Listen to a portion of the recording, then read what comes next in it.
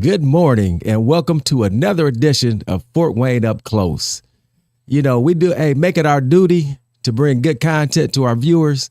And when royalty rolls through town, I'm staying on the side of the road with signs and we steering them our way. Today is with great pleasure to honor, I'm going to tell you, the first offensive lineman that I had on my show.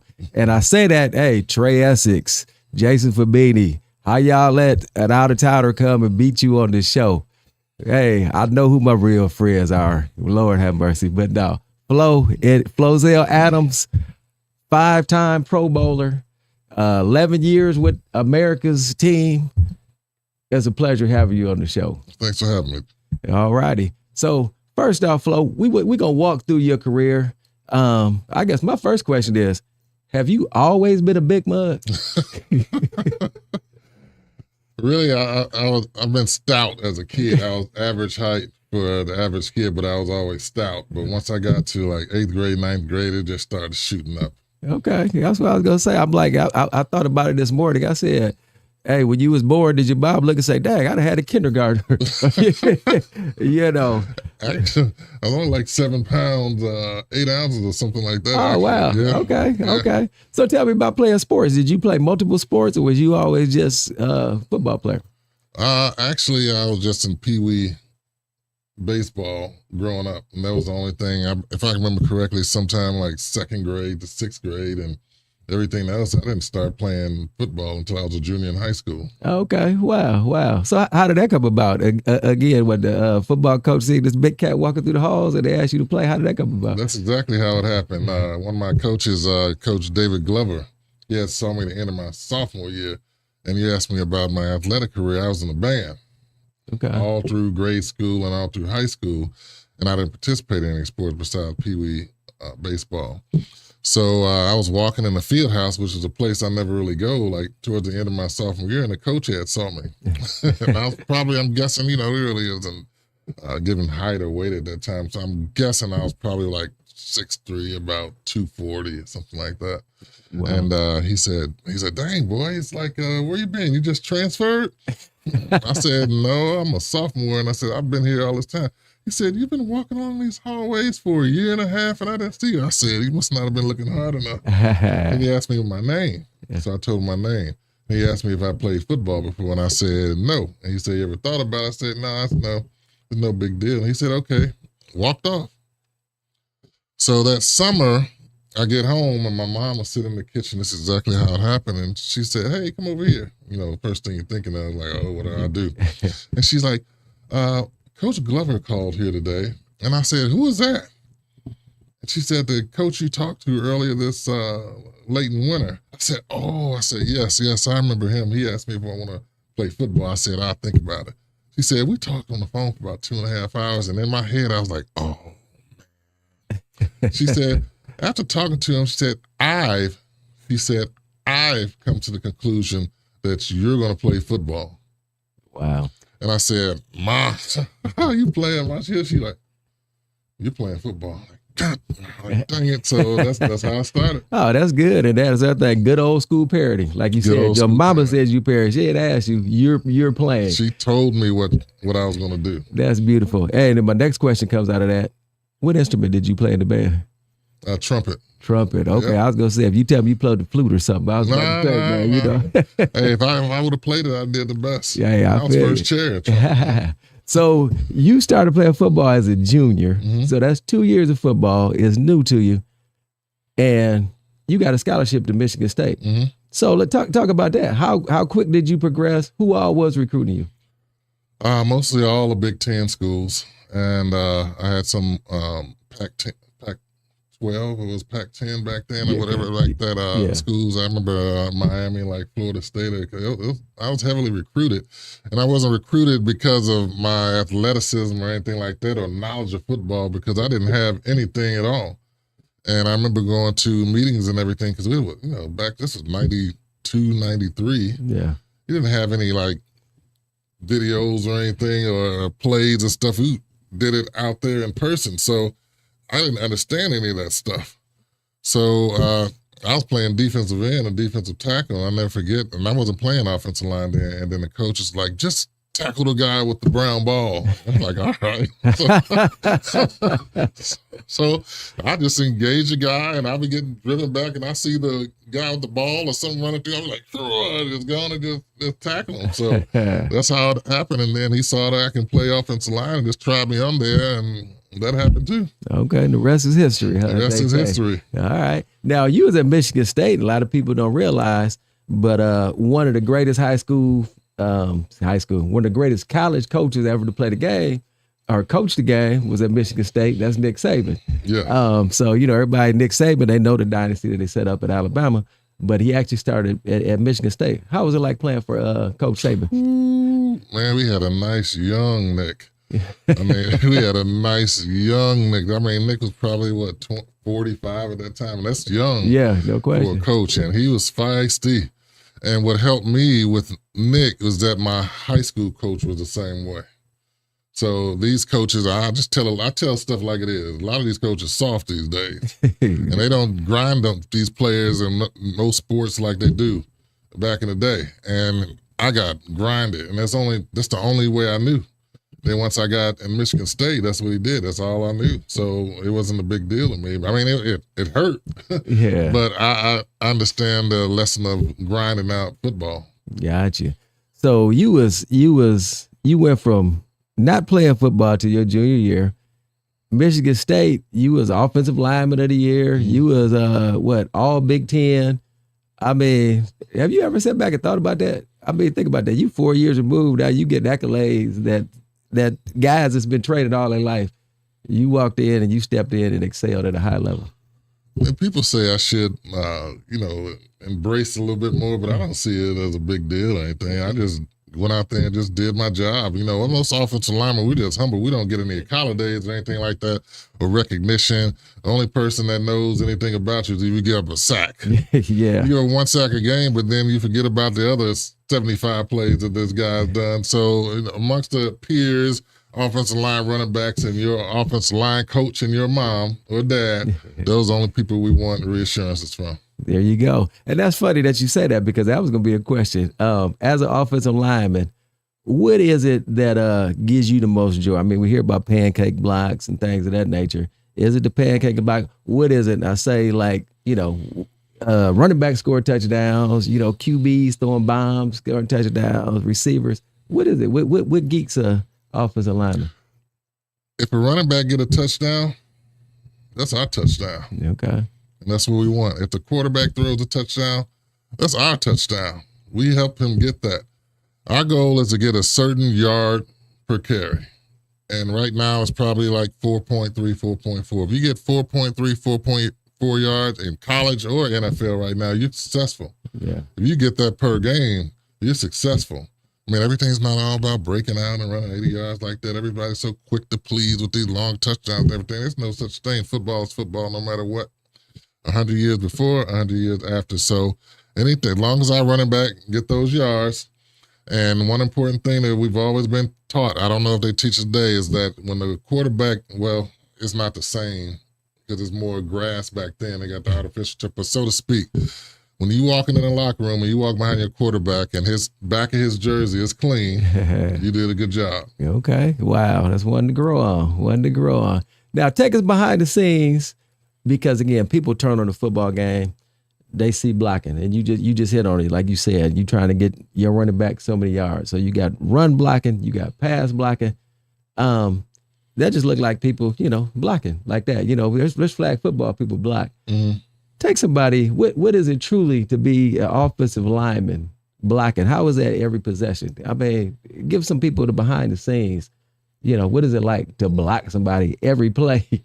People don't understand that. That's what we're bred to do, is block. So we don't have any problem to do it. And it's all about how to block. It's all about technique and everything, because the average person that doesn't know anything about offensive line or anything like that, they just see big guys just gliding like rams and stuff like that. But it's actually a technique, because those guys are usually generally smaller. And in some cases, some of those guys are stronger. So if you don't have the right footwork and hands right there, you get blowed up in the backfield. The running back or the quarterback get a sack. And most of the time when that stuff happens, doesn't happen physically, it's mentally.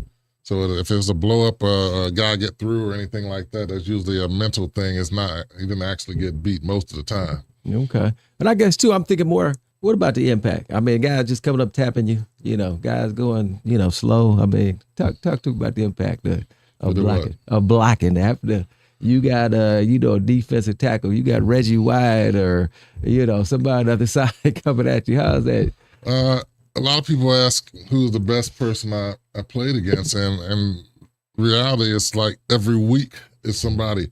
And you always hear about the Bozers of today or the guy from Philly. I don't remember names like I used to, but like number 7, and then you got the guy 53 from, I'm speaking of today's players. Yeah. And when you look on the scouting report, you're like, oh, man, I got to watch out for this guy, or back in the day, Julius Peppers or Reggie White or something like that. But then when you go to the next week, you play Jacksonville, and you see a guy that you never heard of, and you look at that film, you're like, man, it's better than last week. Wow. So the guys that you don't hear about, those are the guys you have to worry about. Got you. Hungry, putting food on the table. Yeah. So look, and we haven't even got, you left Michigan State, again, stellar career, drafted, went to the Cowboys, and we say America's team. Everybody heard of the Cowboys. Mm-hmm. Man, talk to us about your 11 years with the Cowboys. First of all, I remember being in dorms at Michigan State, and at that time when I was at Michigan State, the Cowboys were winning, going to those Super Bowls and everything. For some doggone reason, they always came on television because we had training table on the Sundays, and they were always on television. So I kind of didn't like the Cowboys. Seeing Troy and Emmett and Mike and all those guys, and I was like, man, I just hope they lose. I'm serious. I just hope they lose because, I mean, college just thinking about winning, losing, always rooting for the underdog. And then once I started going through the draft process, the Cowboys are the team that showed the least interest. Wow. They showed the least interest. And I remember when I got drafted in the second round, and I was at home just chilling. And the phone rang. And I wasn't even watching the draft because I was projected to go first round. And after like the first 20 picks, I was like, I was mad and stuff. I was like, screw it. I'm like, if I get selected, I get selected. And I'm just prepared. And I remember going to my bedroom and the phone rang, and I thought it was my father calling me. And I picked the phone, and it was Jerry. And he said, hello, this Flozell Adams? And I said, yes. And he said, it's Jerry Jones. In his country accent. I said, no, it's not. I said, quit playing. Who is this? He like, no, this is Jerry Jones. And he said, I wanted to know, we got coming up on the next pick. He said, I wanted to know if you want to be a part of the Cowboys. I said, yeah. And so the next day I got drafted, and I got drafted that day and then went down to Cowboys. And at that thought, I'm a little different than the average high school athlete. I never thought or wanted, I'm not saying I didn't want it, I never thought that I would be in the NFL. Wasn't on your radar. Yeah, I mean, even though the prospect of everything in college happened, he could be an NFL player, came up, I never thought it was going to happen until it happened. And then I remember hanging up the phone, I was like,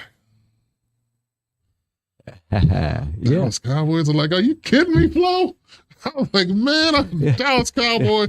Next day I flew down there, and a guy I've been seeing and hoping they was going to lose, I met him and everything. And I was like, it was one of the most amazing things that ever happened to me.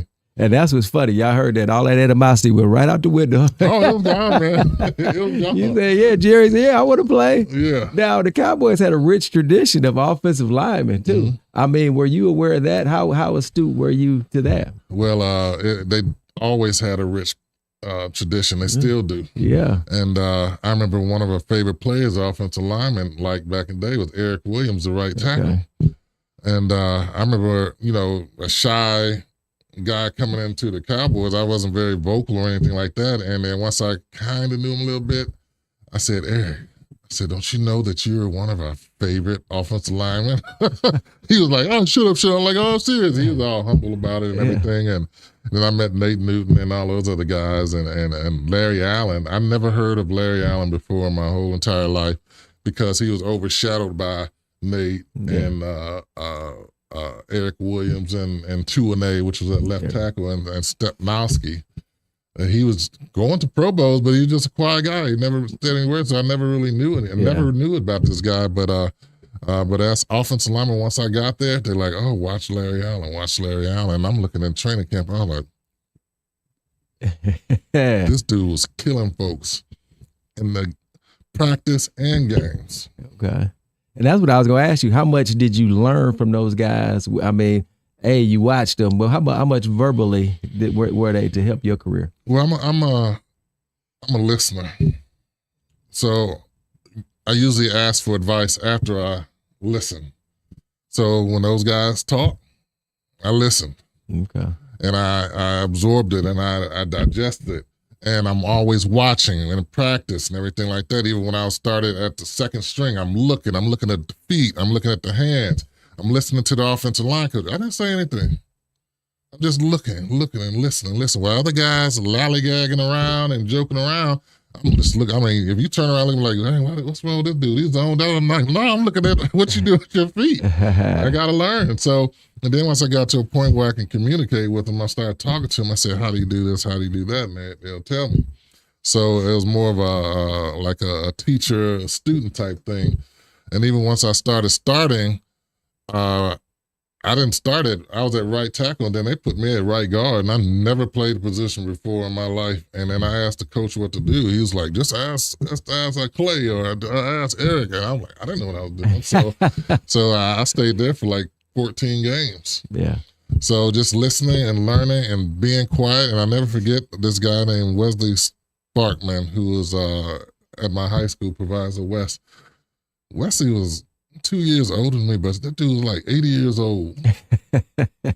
And he said, there's never a stupid question.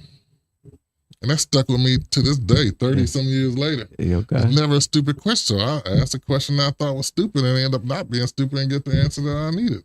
Okay, look, now I'm going to remind you that because I done hung out with you. I heard you call people a dumb MA for asking questions, but no. But no, I'm glad you talked about the move from, the different spots, because I was going to ask you how difficult that was, and you answered that. The other thing, though, with offensive linemen, you guys are typically, people don't know, some of the smartest guys on the team. Mm-hmm. And humble. Anytime I'd have met, obviously guys in football in different positions, guys got a lot of bravado, braggadocious talking, offensive linemen, like I say, very intelligent, very humble. But you got a streak in you. All y'all, hey, you're hanging out. Hey, y'all go out and something clicks. Something clicks. So as we sit here, we look at you, got your glasses on, well-spoken gentleman, man. Where did that come from? Is this where is there a switch? Where does that? How do you turn it off? Well, real life and football field are two different things, and it's separated. It's separated, and normally you don't take the football to the real life. And every once in a while, sometimes you get into a situation or anything, whether you, I don't know, a restaurant or a bar or anything, you get some guy, be like, hey. They like click on. I'm not saying you necessarily go beat them up. Like, you need to stop. You get direct, and it just clicks in. So you let them know what's up before anything that happened. But normally they don't carry anything off the field into personal lives or real life or anything like that. Well, not with me, but I mean, it's just not very common. Gotcha. And then the other part, I mean, hey. Again, you a late bloomer with playing, and you talked about your journey. Where did it come in? You was fired heavy. You was fired. You would get a business. Mm-hmm. So I mean, where did that come from? Like almost like that little nastiness is about you on that field, and that hey, at any cost I'm gonna get this stop, or somebody made you mad. You get somebody back that get back. Where did that come from? That's just me personally. And I was brought up old school and taught ways to like, hey, if you want it, you go get it. It wasn't like anything that you see or you failed or anything like that. Oh, no, baby, it'll be okay. My mother and father, they were like, look here, don't you never let that happen again. Or anything that you do, don't never let that happen again. So when that transferred to my life, or in football or anything, even personal life, don't never let it happen again. You get beat on the field or you let a sack. Don't never let it happen again. You try to drive block and he pinched and get the running back and smash him. Don't never let it happen again. And for a way that you don't let that happen again, what you got to do? Kick his ass. And my main thing as a player was that I do care about winning. I mean, that's life. You got to win. You got to win. You're not going to succeed at anything if you don't win. I mean, how you win legitimately, a win is a win. But even if you lose, and I'm on that field, and when those defensive ends or defensive tackles or linebackers can go back and hooting and hollering in the locker room, I want my guy who I went against wake up in the morning, and when he go to that mirror and said, hey, we beat the Dallas Cowboys or we beat Michigan State, he's going to be doing like this, like, man, that was a hard win right there, boy. I still feel Flozell on me. And he said that. I want him to go to sleep, poof, see me like that, just wake up. So whether we win or lose, I want him to pay. Got you. Man, I love that because you know what? I was going to ask you how good a baseball player you were because I was going to say, where did this competitive drive come from? But I love what you just explained. You talked about, life, you competing, you out to win. And that's what a lot of people don't get. So you take, even though you was a late bloomer in football, like you said, your life lessons was to win at all costs. Learn from your mistakes and get the job done. I mean, that's beautiful. You talked about everybody being good. Obviously, NFL, Big Ten level, everybody that you face. Give me, who was that one person that used to give you fits, though? To get what? That give you fits that you saw and be like, oh Lord, I'm going. Who's that one? Everybody has that one or two guys. Who was yours? One of the guys when I played right guard my rookie year, and I remember when the first thing my offensive line coach said to me, I played left tackle in college. The first thing my offensive line coach said to me once I got to the Dallas Cowboys, that first day he said, "You can't play left tackle." Okay, we put it right. Okay. At that time, like, as long as I play. So I'm playing at right tackle, and then the right guard got hurt, and I thought they were going to put the back at right guard. I never played right guard before, and he just threw me in the middle of the game. And I went out there and kicked ass. So when that right guard got hurt, healed up 2 games later, they put him back in, and by the half, they took him out and put me back in. So, and then that year, I stayed at right guard, and then we came back to the offseason for my second year. The offensive line coach had brought me into the room, his office, and he said, we've been thinking about stuff over the offseason. We're going to move you to left tackle. And I was like, Coach, didn't you? He said, huh? I said, no, it's all right. He said, you got to learn how to communicate with Larry Allen because Larry don't talk. Does not talk. So when it comes to being the best defensive end, it's hard to say who's the best or somebody will give me fits. Everybody give you fits. Okay.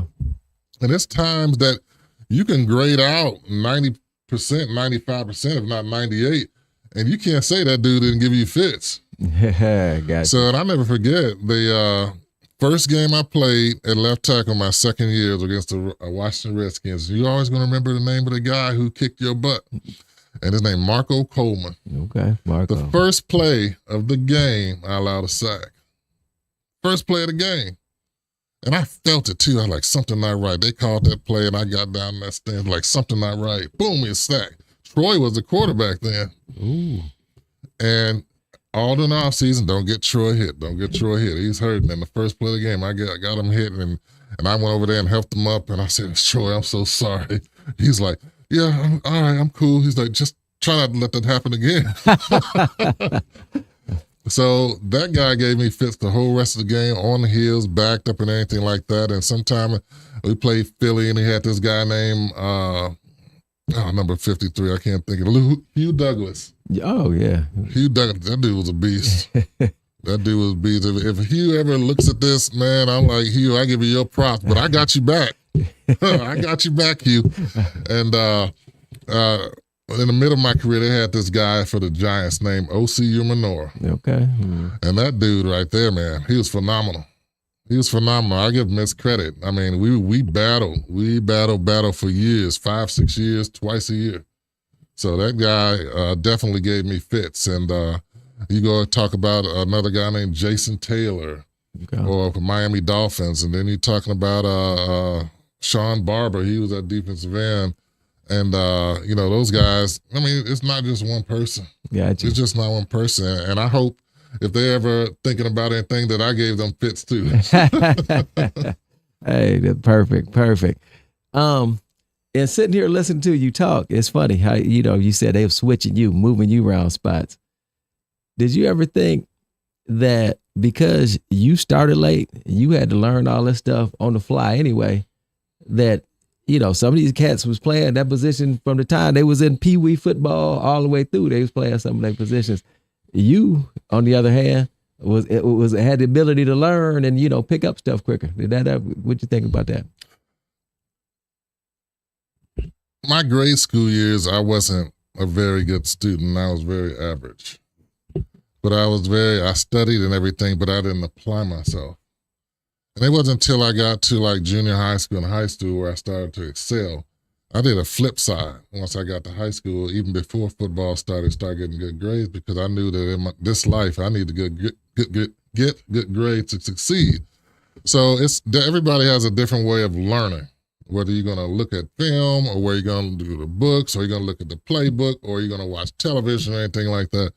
So once I started playing football, speak about that, I used to look at these guys and just see what they did on a particular play instead of looking at my playbook, which is what I should have did. And once I got to Michigan State, I would do the same thing. I would visualize everything that happened, and I would go ahead and play it in my head over and over again for a particular play. And I would look at the book, and I really couldn't understand it because I was a late bloomer. I'm trying to understand, but the way I can understand is I couldn't put the playbook into the field. I put the field into the playbook. And then I learned the best I could. We have NFL offensive coordinators at Michigan State, so that stuff was difficult, and it was very hard to learn. So I got by with physical ability, with very knowledge of the playbook. But once I got to the NFL, it had to be the playbook. So, I mean, stuff about this thick. They have iPads and stuff right now, but they have playbooks this thick. And we have to know every play. And you say offensive lineman is smart. I'm not judging anybody, but if you're not smart offensive lineman, you're not going to be offensive lineman long. Yeah. So we have to know the pass routes. You got to know where the quarterback's throwing. You got to know the run routes. You got to know where the linebackers be. You got to know where the safety's going to be, because wherever the safety is, we got to change our play. Anything. Sometimes the center calls. Most of the time, the center calls out the formation. The quarterbacks have so much to think about sometime. And then I remember we had Romo, and he would have to call out the center had to call the formation because he's thinking about this stuff, and he's like, oh. And there's been times we're out there and Philly, and the crowd is going crazy, and he called the formation, and Romo would check. We were like, no. And we like, oh, okay, we got it. So you have to know what you're doing, definitely with the placement. But me, as for learning the plays and placement, like when we started this conversation at the beginning, I said I used to just sit and watch the guys. Yeah. I used to sit and watch them. And then, I started asking questions, but then I have to start learning the playbook. And I got away with some stuff, and how I told you earlier, some things mental when you get beat. It wasn't because you got physically beat, it was mental. So it wasn't until my second year, like halfway through, and I'm starting, that I had just got a vet, and I said, hey, man, you need to explain this stuff. I knew most of the stuff, but the stuff that I didn't know was critical. And I said, just take me to the side. And he said, all right, I'll meet you in the in the meeting room, and we're going to go over this. And then that's at the time when I started thinking about Wes. Never a stupid question. I started asking more questions in the offensive line meeting room. And if there was any time, I would start talking to the offensive line coach. His name was Hudson Hawk at that time. And then I think he picked it up because he's been the offensive line coach for years. And we'll be leaving out. He's like, Flo, stay in here. Yeah. And I didn't ask him. He just picked it up. He was like, okay, this is right here. What you think? He was asking me questions in a way that he thought that he wanted the answers from me, but he was asking me to see if I knew it. And I didn't know that at the time, but later in my career, that's what I realized he was doing. Yeah. You know what? Y'all offensive linemen crack me up because you guys are so technical. It's I remember making a statement, messing around with you and Big Trey. We was hanging out one night, talking about who's a better offensive lineman, Y'all two literally got up, stood, got the head place. I do this on you. What you gonna do? You do that. Got the counter. Y'all two big mugs in the middle of a club. Put on the offensive lineman clinic. Mm-hmm. So that's the mindset of a lineman. Yeah. Before we get out of here, America's team, Jerry Jones, Dallas Cowboys. Tell us a funny story. Give the people a funny story. You ain't got to use my name. Let's give us a story. I can write a book on funny stories of Dallas Cowboys, but we don't tell all our secrets now. Some of that stuff you just don't tell. But I'm trying to think of a funny story. I mean, there's a lot of stuff that's happened over the years, and I'm trying to jog my memory of like the funniest stuff. And a lot of guys got to do that banner in the locker room and just talk about each other. And the first time, man, I don't know why this popped in my mind, but we had this guy on a team. I think he was my year. Maybe it was his rookie year.